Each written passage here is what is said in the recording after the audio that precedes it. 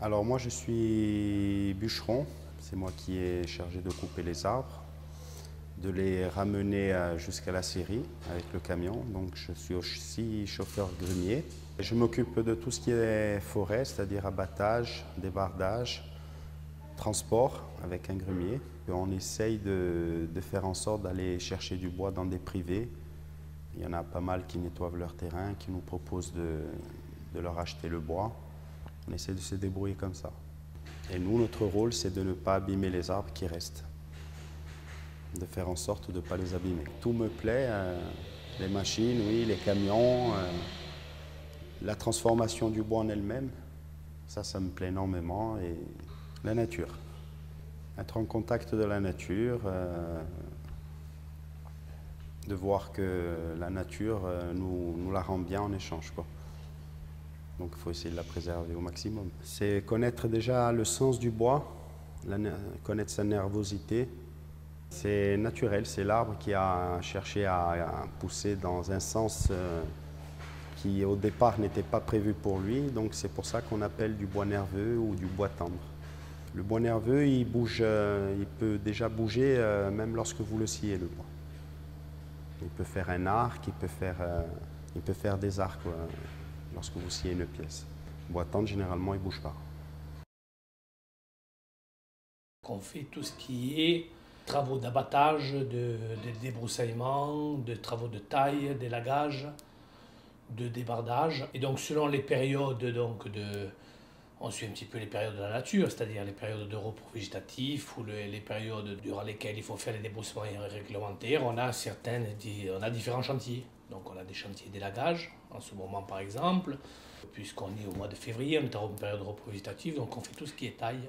L'élagage va permettre à l'arbre donc d'augmenter la production et un petit peu de le revigorer, puisqu'on travaille sur des arbres qui sont en règle générale des arbres très vieux.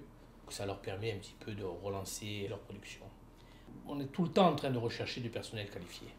On a des métiers justement où on a des demandes en niveau de qualification qui sont relativement élevés. Quand on parle en effet de taille et d'élagage, on demande à ce que ce soit des gens qui sont titulaires de certificat de spécialisation, qui sachent utiliser et travailler en hauteur, donc en sécurité, mais aussi qui sachent utiliser les tronçonneuses, qui sachent faire des travaux qui sont quand même des travaux relativement délicats, donc sur lesquels on a des compétences et on est en recherche permanente de salariés compétents. Et donc c'est des métiers qui se sont énormément développés, surtout ces dernières années, qui se sont développés. Pourquoi? Parce qu'on a réalisé que le bois était une richesse et un patrimoine très important. On a réalisé aussi qu'on avait besoin d'aménager nos espaces naturels. On a réalisé qu'une forêt qui était productive, c'était une forêt sur laquelle il y avait des travaux sylvicoles, aussi bien de plantation que d'abattage et de dépressage, c'est-à-dire une sélection de différentes tiges. Donc en fait, de par le fait que la réglementation a changé, de par le fait que les constructions bois commencent à prendre de plus en plus d'importance, c'est vrai qu'on s'aperçoit qu'il y a de plus en plus de demandes au niveau de tout ce qui est travaux en forêt, mais aussi en aménagement d'espaces naturels, en aménagement d'espaces tout court, en termes d'aménagement paysager. C'est une activité justement, contrairement à beaucoup d'autres activités, en début de croissance, c'est-à-dire c'est une activité qui va fortement se développer dans les années à venir. Aussi bien en termes donc je dirais en amont pour tout ce qui est travaux en forêt, mais aussi tout ce qui est construction bois, puisque le bois prend de plus en plus d'importance aujourd'hui, aussi bien dans les constructions que dans les aménagements. Donc c'est un métier qui va se développer, alors à condition bien évidemment que tout le monde joue le jeu et que tout le monde joue le jeu de la compétence, de la formation et surtout qu'on ait une prise de conscience de la jeunesse aujourd'hui qui doit se tourner vers ces métiers-là du bois avec des formations qui bien évidemment correspondent à ce développement de la filière. Le premier attrait pour des jeunes qui sont qualifiés, c'est déjà aussi quand même quelque part le salaire, même si ça ne doit pas être la principale motivation, qui doit quand même rester une essentielle. Bon, comme je l'ai dit avant aussi, c'est la passion, c'est-à-dire qu'à un moment donné, le fait de vouloir travailler à l'extérieur ne suffit pas.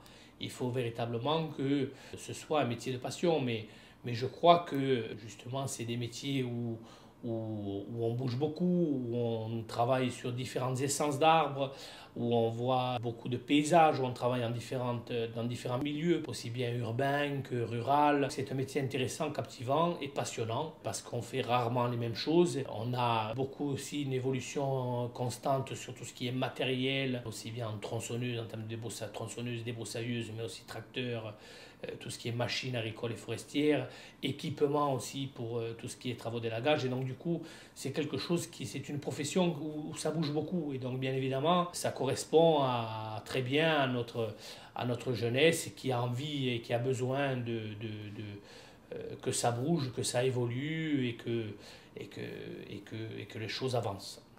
Il y a une image qui a évolué parce que le matériel a évolué, parce que la demande aussi a évolué. C'est que maintenant on est sur des carrières justement des carrières qui évoluent. On a des garçons qui commencent comme simple ouvrier agricole ou comme simple grimpeur et qui finissent comme chef d'équipe, qui finissent comme conducteur de travaux, qui peuvent aussi s'installer à leur compte et donc créer leur propre entreprise. C'est un métier qui a énormément évolué. Il y a 20 ans en arrière, les personnes qui faisaient de l'élagage travaillaient avec du matériel qui était utilisé en montagne. On a maintenant du matériel spécifique d'élagage qui est bien évidemment qui permet à la personne de travailler en toute sécurité, mais qui évolue et qui fait que maintenant on a des métiers donc, qui demandent quand même une haute qualification et on a des métiers qui évoluent, qui se développent, qui sont très gratifiants.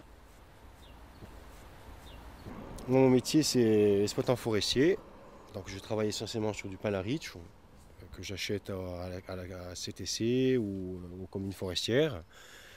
Ensuite, je rentre dans ces forêts avec mes engins et on coupe les arbres qui sont à l'intérieur de ces forêts et on les revend aux différents scieurs de Corse ou d'autre part. Ce bois va être transformé en charpente, en planches ou sinon destiné à la trituration, c'est-à-dire en bois énergie pour alimenter des chaudières à bois ou être transformé en granulés. Moi, j'exploite essentiellement du pin à riche. C'est du pin qu'on trouve qu'en Corse, du pin de très très bonne qualité. C'est un arbre qui est très résistant. Il y a une étude récente qui a prouvé que c'était un des résinus les plus résistants. C'est un arbre qui pousse, qui n'est pas issu de plantation, qui pousse naturellement. Donc on peut se retrouver avec des arbres qui ont 2-3 siècles. On peut en trouver sur le continent, mais c'est du bois qui est issu de plantation. Et ce qui serait bien pour la Corse, c'est qu'on développe son exploitation, son utilisation dans les constructions. La revitalisation de l'intérieur, ça passe par l'agriculture, par le tourisme, mais ça passe également et essentiellement, à mon sens, par la forêt. Il faudrait valoriser le plus possible et inciter les gens à utiliser ce bois pour qu'on puisse avoir une filière vraiment développée et qu'il y ait des jeunes qui puissent s'installer durablement et qui puissent vivre ici et travailler de ce métier. Ce qui se passe, c'est qu'aujourd'hui, je pense que les gens n'ont pas l'habitude d'utiliser le bois en Corse. On n'a pas trop de culture du bois. Ce qu'il faudrait, c'est informer les gens sur la construction en bois, sur ce que ça apporte, surtout au niveau écologique, et puis même au niveau financier, parce que ce n'est pas forcément plus coûteux de construire en bois que de construire en pierre ou autre. Ce qu'il faudrait aujourd'hui, c'est qu'on ait un produit de qualité qui soit transformé en Corse et qui soit utilisé et prescrit par les architectes et par les constructeurs, pour que le bois d'ici soit utilisé le plus possible. Le plus possible, et bien entendu lorsque c'est possible. Alors pour les techniques d'exploitation, il faut savoir que l'exploitation des forêts en Corse, elle est assez difficile. Le terrain est assez hostile. Ici, ce sont les bûcherons qui sont obligés de couper les arbres et on extrait ça avec des tracteurs, des débusqueurs. On travaille essentiellement avec des tronçonneuses, contrairement à certaines régions de France où ils utilisent des abatteuses, donc l'abattage est relativement plus facile là-bas, avec des abatteuses qui rentrent dans des terrains qui ressemblent quasiment à des champs avec des arbres de partout et on coupe les arbres avec des abatteuses. Et pour sortir le bois, on utilise un camion forestier équipé de câbles qui sert à extraire le bois des forêts. Ensuite, on monte avec un camion grumier, on charge le bois sur le camion et on le dispatche un petit peu de partout. Mais la forêt, où on aime ou on n'aime pas. Il y a des gens qui sont faits pour rester dans un bureau, passer leur journée dans un bureau, et d'autres qui sont faits pour rester dans la nature. L'avantage avec ce métier-là, c'est qu'on est tout le temps dans la nature. C'est une passion, c'est où on l'a ou on l'a pas. Et quand on goûte à la forêt, c'est fini. On ne peut plus s'en passer.